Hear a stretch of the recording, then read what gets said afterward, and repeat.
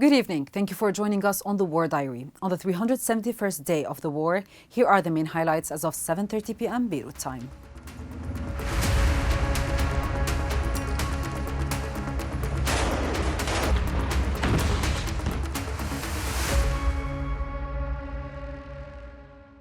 Israel targeted international peacekeeping forces in southern Lebanon again on Friday, prompting international condemnation and the summoning of Israeli ambassadors in several countries, including France.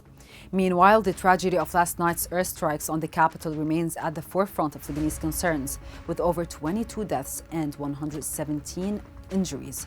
The fate of Wafiq Safa, head of Hezbollah's liaison and coordination unit, remains unclear amid conflicting reports about his injuries, with some suggesting he was not at the targeted location. In a significant development in the south, Israeli warplanes struck a Lebanese army checkpoint in Kafr Yatar, resulting in 2 soldier deaths and 4 injuries. Caretaker Prime Minister Najib Mikati condemned this attack, stating it reflects Israel's ongoing crime against Lebanon and calling for international action against such violations. The airstrike also caused road closures, hampering rescue efforts. Israeli aircraft targeted several towns, including Hala, Neura, and Qana. An attack on Jibshit killed 4 civilians in the Al Jabal neighborhood when warplanes struck a residential building, destroying it and damaging neighboring homes. Additional strikes in Tar and surrounding areas resulted in further casualties, including 3 deaths in our zone. A drone strike targeted the Civil Defense Center in Tair Dibba, though no injuries were reported.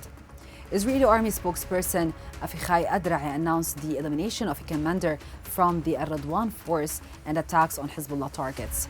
In Beirut, a cautious calm returned during the day after the escalation of attacks on Thursday night, while rescue operations continue in Al-Nuwairi and Al-Basta. However, Israeli reconnaissance planes have remained in the skies, flying at low altitudes. The civil defense has urged the families of the missing to contact them at the number 125 if their loved ones are found in hospitals to facilitate the search for those missing. In the Bekaa region, Israeli warplanes carried out strikes on Al-Karak and Budai, leading to an initial toll of 5 deaths and 2 injuries. Rescue teams have been active and a young man was saved from under the rubble in Al-Karak.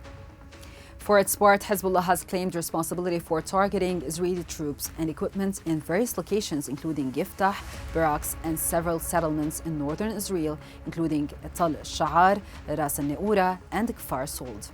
Additionally, Israel reported damage from rockets launched from Lebanon, with injuries in Yarun and several rockets landing in Kiryat Shmona.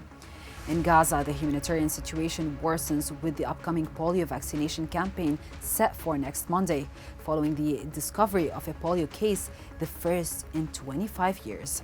The World Health Organization hopes for humanitarian pauses to allow vaccination of at least 90% of children under 10.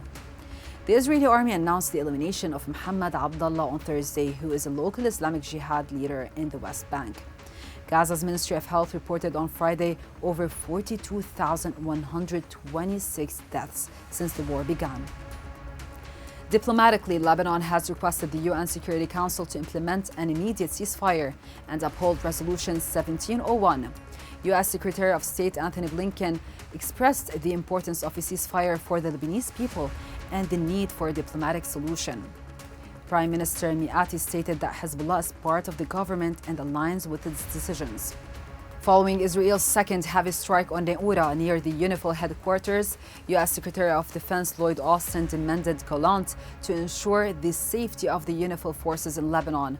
Meanwhile, Israel condemned a UN report accusing it of attempting to destroy Gaza's healthcare system, calling the conclusions outrageous. The report, prepared by the UN International Commission of Inquiry, mentioned war crimes and crimes against humanity.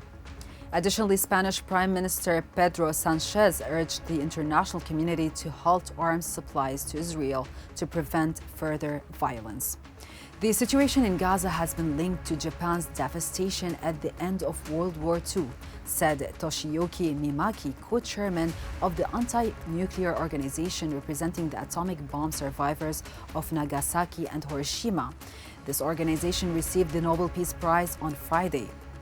That's it for today's recap. See you tomorrow for another roundup of the situation. Until then, stay connected on our website www.thisisbeirut.com.lb and on our social media platforms.